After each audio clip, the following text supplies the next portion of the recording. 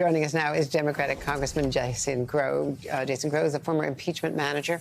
So what do you think was the most important takeaway from the hearings so far? Well, Andrea, the most important takeaway for me is the depths and the breadth of the depravity and the leadership failure of the Trump administration.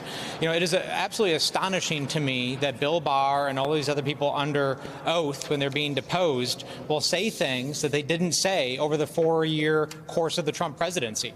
So they're either too cowardly to actually stand up and say these things for the benefit of the country that they took oaths to serve, or they're saving it up to try to sell books after the fact. Either one of them is unacceptable.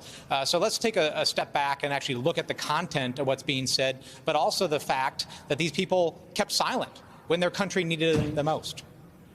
Doesn't that also apply to a lot of your Republican colleagues who are so afraid of being primaried that they're now reversing what they said on January 6th, 7th, and 8th? Yeah, it absolutely does apply to them. I just can't unhear what Kevin McCarthy said in the hours after the January 6th insurrection, where we went into the House chamber after the Capitol Police and the National Guard recaptured the Capitol. The smell of tear gas was still in the air. We stepped over broken glass and all the garbage and refuse from the insurrection. And we went into that chamber, and Kevin McCarthy got up and he gave a speech. And he actually called me out by name. He said Jason Crow was one of the members, along with Markwayne Mullin and others, who stood up and actually helped hold the chamber and kept the chamber from being captured against those insurrectionists. Now, fast forward a year, and the Republican National Committee is now saying on their official platform that this is legitimate political discourse. So the effort to whitewash this or sweep this under the rug is unbelievable. And it just, again, underscores that this committee, the work of this committee, is extremely important to make sure that we're telling the accurate story. And we're expecting to hear all about Mike Pence from his former counsel, Greg Jacob, testifying on Thursday, and the pressure on him, you know, after being a loyal soldier in the Trump White House for 4 years, and then being told, you know, that, well, the president was quoted as saying, maybe these people are right, maybe our people are right about hanging Mike Pence when the attack was underway.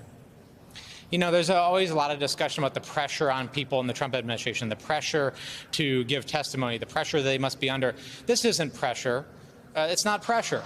I was an Army Ranger, and I saw Americans give their life in service to this country. This Congress all the time takes votes to send people to war on behalf of this country. There are officers who are brutally beaten who, for the rest of their lives, will have injuries. There are officers who died that night.